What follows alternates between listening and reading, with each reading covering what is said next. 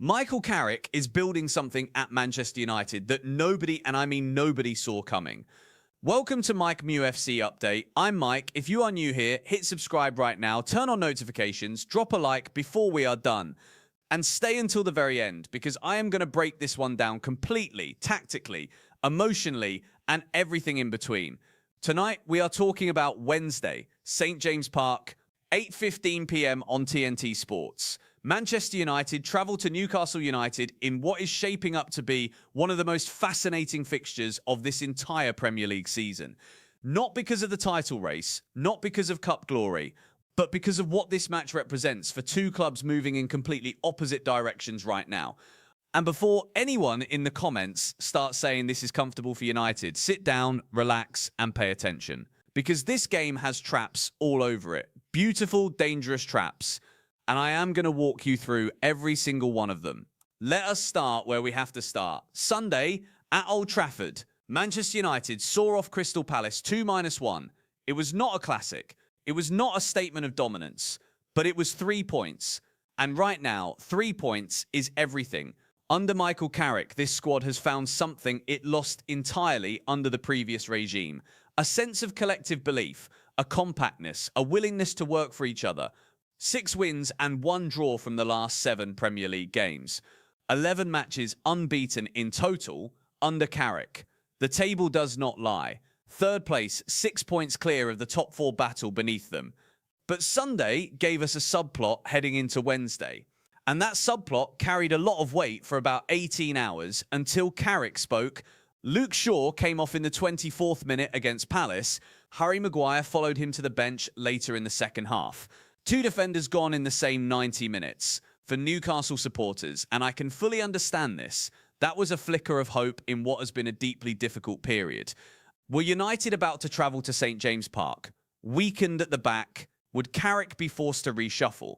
Would the defensive organisation that has been so critical to this recent run be disrupted? Carrick answered those questions directly after the final whistle. Both Shaw and Maguire were ill, not injured, ill. Both are expected to be ready for Wednesday. Carrick was honest about it. He said they simply were not well enough to continue and praised the players who came on in their place. The message was clear. This is not a crisis. This is a squad coping with the demands of a brutal schedule. For United fans, that is a relief. For Newcastle fans, that particular door has closed. But here is what I want to say to our own supporters. We should never be crossing our fingers hoping for injury news from the opposition.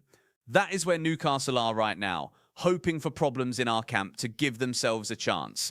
That tells you everything about the gap in momentum between these two clubs at this exact moment in the season. And we need to respect that gap, not be arrogant about it. Respect it, understand how it was built, and make sure we protect it on Wednesday night. Now, let us talk about the injury reality that does exist heading into this game, because it matters enormously for how Carrick sets his team up. Matthijs de Ligt is still out. He has missed more than 16 consecutive matches with a back injury. There is no confirmed return date, though the club is targeting sometime in March for his comeback. Until then, the central defensive line has had to be rebuilt around others, and whoever Carrick pairs at centre-back on Wednesday will face a serious test in the northeast. Patrick Dorgu picked up a hamstring injury after scoring against Arsenal, one of the highlights of this entire Carrick era so far. He is targeting a return around the 15th of March after the international break. He will not be available on Wednesday. Mason Mount has recently returned to grass training after his own injury setback and is also targeting a return around the same time frame. He will not feature at St. James Park either. And then there is Lisandro Martinez. The Argentine has been absent for 2 matches now, Everton and Crystal Palace, with a minor calf complaint. Carrick described him as close when asked ahead of Sunday's game, but admitted it was hard to say whether he would be available. The question of whether Martinez makes the squad for Wednesday is genuinely unresolved as of this morning. So the picture at the back for United is complicated. De Ligt and Dorgu are definitely out. Martinez is touch and go. Shaw and Maguire should be fine, but came through Sunday carrying illness. Carrick will need to manage this carefully and may need to be creative with his defensive selections. But here is my point on this, and I want United supporters to hold on to it. Even through all of this injury turbulence, this team has kept winning. That is the mark of a well-drilled, well-organised side. It is not the mark of a team that falls apart the moment something goes wrong. Carrick has created resilience, and resilience does not stay at home on a Tuesday night. Resilience travels, so who is available and what does the team look like going into Wednesday? In goal, Senna Lammens has established himself as the #1 under Carrick, and what a story that young goalkeeper has been. His composure under pressure, his distribution, his communication with the back line. He has been one of the quiet revelations of this recent run. Across the defensive line, Diogo Dalot on the right and Luke Shaw on the left. If he recovers as expected, give United genuine Premier League quality at fullback. Noussair Mazraoui remains a strong alternative if needed. At centre-back, Harry Maguire, who has been a leader in the truest sense since Carrick arrived, should partner Lenny Yoro with the hope that Martinez is available to add his combative, aggressive presence to the back line. In midfield, Bruno Fernandes remains the beating heart of everything. His leadership since Carrick arrived has been transformed. He looks liberated. He looks like a player who finally remembers why he fell in love with football. Kobbie Mainoo alongside him brings energy, intelligence, and the kind of composure in tight spaces that belies his years. Manuel Ugarte provides the defensive cover, the aggression in the press, and the physical intensity that makes the whole midfield unit function together rather than as a collection of individuals. And then up front, the attacking trio is genuinely exciting. Brian Bomu has been electric since arriving from Brentford in the summer. The £65 million price tag raised a few eyebrows at the time. Nobody is raising eyebrows now. Benjamin Sesko, 3 goals in 3 consecutive Premier League appearances, is playing with the kind of confidence and physicality that makes defenders nervous before the game has even started. And Matheus Cunha brings creativity, unpredictability, and a desire to get on the ball in tight spaces that nobody in this squad has offered in years. This is a functioning, cohesive, dangerous attack. And it is about to face a Newcastle side that has been leaking goals at home and visibly struggling with belief. Let me tell you about what is happening at St. James Park right now. Because it is not pretty, and as United supporters, we need to understand this honestly rather than dismissing it. 4 consecutive domestic home defeats, 8 goals conceded across those 4 games. Aston Villa came to Tyneside and did exactly what they wanted. Brentford came and did the same. Everton came and did the same. The Fortress, and it was genuinely one of the most intimidating atmospheres in English football not long ago, has become a place where visiting teams arrive with genuine confidence rather than genuine fear. Eddie Howe knows this better than anyone. The pressure on him is building, quietly at first, but building. Newcastle have dropped to 13th in the Premier League. They sit just 1 place above Tottenham at the foot of the table. That is not where Newcastle United expected to be at this stage of the season, when they were dreaming of Champions League glory in August. And the injury list makes everything harder. Bruno Guimaraes, the captain, the conductor, the single most important player in Eddie Howe's entire system, is out until April at the earliest. That absence is seismic. Guimaraes is not just a footballer for Newcastle. He is the club's footballing identity. He is what makes everything tick. Without him, the engine room is missing, its most powerful part. Lewis Miley is out, Fabian Schär is out, Tino Livramento is out, Emil Kraft is out for the rest of the season entirely. 4 key players unavailable across the spine and flanks of the squad simultaneously.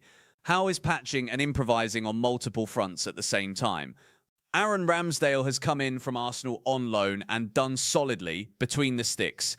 Nick Watermaid has been the standout attacking presence with 6 goals this season. Anthony Gordon remains a constant threat. His ability to carry the ball and create from wide positions is Premier League quality on his best days. Sandro Tonali and Joelinton will carry the midfield load in the absence of Guimaraes. Jacob Ramsey, who arrived from Aston Villa, brings energy and technical ability in the middle of the park. There is still quality in this Newcastle side. Do not let the league table fool you into thinking otherwise. But here is the distinction that matters. There is a difference between a team that is short on quality and a team that is short on confidence. Newcastle right now are dealing with the second problem more than the first. The quality is still there in patches. The belief has been knocked. And knocked teams at home are unpredictable. They can either roll over or they can find something deep and become dangerous for exactly that reason. Tactically, this is where Wednesday night gets genuinely fascinating, and I want to break this down properly because the tactical picture is what will ultimately decide this match. Michael Carrick has set Manchester United up in a shape that is disciplined, structured, and controlled. but one that is also willing to press high in the right moments and transition quickly when possession is won. He does not want a passive low block. He never has. Even in the most competitive of these 11 unbeaten games, Carrick's United have wanted to be active, aggressive and brave in and out of possession. That matters for Wednesday night, because one thing Newcastle have done, even during this poor run at home, is make life uncomfortable for teams that come and sit deep. They can circulate possession. They have the technical quality, even without Guimares, to be patient and find openings given enough time and space. United playing an open, proactive game actually suits United more than it suits Newcastle right now, because the best qualities of Mbeumo, Sesko and Cunha are in transition. They are at their most dangerous when space opens up behind a defensive line that has been pushed high, and Eddie Howe, in his natural attacking approach, will push his fullbacks forward, meaning that space behind the defensive line will be there to be exploited on Wednesday night. The tactical matchup I am watching most closely is Mbeumo against Newcastle's left flank. Whoever Howe deploys at left back is going to have an extremely demanding evening. Mbeumo has raw pace, he can go past the player in one touch, and he delivers in the final third with consistency that this United side has been crying out for in recent years.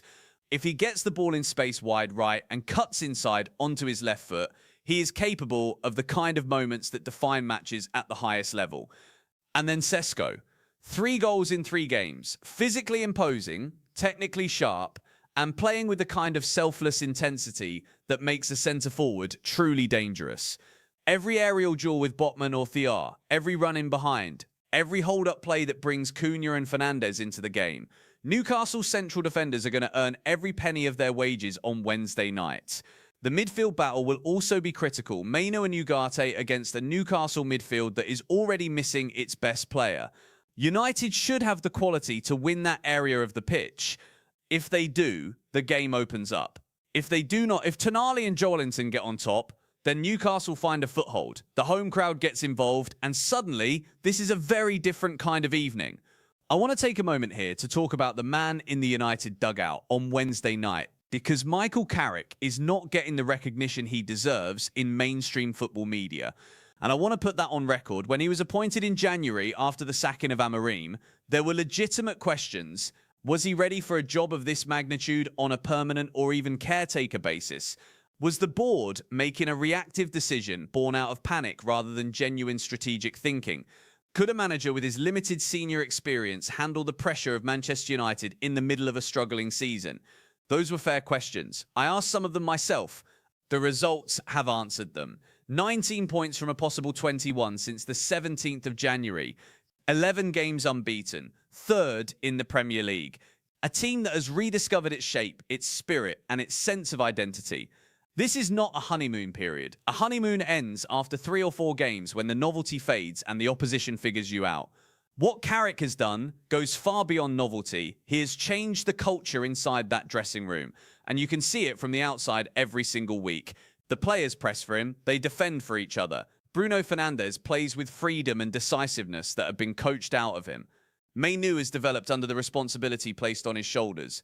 Sesko looks like a completely different player to the one who arrived in the summer, looking uncertain of his role in the system. Lamons has grown in stature and authority with every game under this manager. The conversation about whether Carrick should get the job permanently at the end of this season is growing louder. I am not going to tell you what decision the board should make. What I will tell you is that whatever decision they make, it must be based entirely on evidence. And the evidence of the last 11 games is extraordinary. Let me close the tactical breakdown with one thought on the atmosphere, because it is genuinely relevant to how this game unfolds. St James Park under floodlights at 8:15 p.m. on a Wednesday night is one of the great Premier League experiences. Even with the home side struggling, that crowd will show up. They will be loud. They will be desperate for a performance to believe in after weeks of frustration. They will be calling for it from the very first minute. Eddie Howe will have worked all week to send his players out with something to play for and a genuine belief that this is the night it turns. United have been here before. They know how hostile it can get up there. They know that crowd can carry a team through difficult moments. They know that conceding an early goal in that environment makes the next 80 minutes feel like 180. The start of this game is critical. United cannot afford to be sloppy, careless, or slow in the opening exchanges. They need to be sharp, aggressive, and controlled from the first whistle. Set the tone early and the crowd becomes uncertain. Let Newcastle score early and the whole equation changes. Let me bring everything together now because I want to leave you with the full picture, clearly in your mind, before Wednesday night. Manchester United travelled to St James Park in the form of their lives under a manager who has transformed this squad in the space of 11 weeks. They carry injury concerns. Ligt and Dorgu confirmed out. Martinez, a genuine doubt. Shaw and Maguire both recovering from illness, but they have shown throughout this run that no individual absence derails the collective. They have quality in every department. They have belief, they have momentum, and they have an attacking trio capable of hurting any defence in the Premier League on their day. Newcastle are a club under real pressure. Injuries have compounded a loss of form and a loss of confidence. The absence of Bruno Guimaraes is a wound that will not heal before Wednesday. 4 home defeats in a row, 13th in the table. A Champions League tie against Barcelona. Looming next week, that should be a moment of celebration, but currently arrives in the context of a domestic crisis. And yet still a dangerous opponent, because wounded teams on home soil in front of their own supporters have a habit of finding something when the moment demands it. We must never forget that. The form edge belongs to United. The tactical edge belongs to United. The injury edge belongs to United. The momentum belongs to United. But football does not play on paper. St James Park on Wednesday night will be a genuine test of everything this team has built. And I believe, with all of the passion and discipline I bring to this channel every single week, that this team passes that test. I believe Carrick's United go to the northeast and get the 3 points. I believe Sesko continues his run of form in front of goal. I believe Mabumo is the player who makes it happen. I believe Bruno Fernandes leads this team from the front. Come Wednesday night, Manchester United take another step forward. The remarkable, unexpected, genuinely beautiful run under Michael Carrick continues. Quick final summary of everything confirmed for Wednesday. Michael Carrick is Manchester United head coach. Luke Shaw and Harry Maguire are expected to be available after illness, not injury. Matthijs de Ligt, Patrick Dorgu and Mason Mount are all confirmed absent. Lisandro Martinez remains a genuine doubt, unresolved as of today. Bryan Mbeumo, Benjamin Sesko and Matheus Cunha lead the attack. Bruno Fernandes captains the side. For Newcastle, Eddie Howe manages the club. Bruno Guimaraes is out until April. Lewis Miley, Fabian Schär, Tino Livramento and Emil Kraft are all unavailable. Newcastle sit 13th in the Premier League and have lost 4 consecutive domestic home games. They face Barcelona in the Champions League last 16 next week. Kickoff is Wednesday the 4th of March, 8:15 p.m. on TNT Sports at St James Park. That is it from me. If you made it this far, thank you. You are exactly who this channel is built for. Drop your score prediction for Wednesday in the comments right now. I want to see the debate. I want every single one of you arguing your case down there. Hit subscribe if you have not done it already. Like the video. Turn on the notification bell so you are first to every update between now and kickoff on Wednesday night. This is Mike MUFC Update. I'm Mike. Come on, United.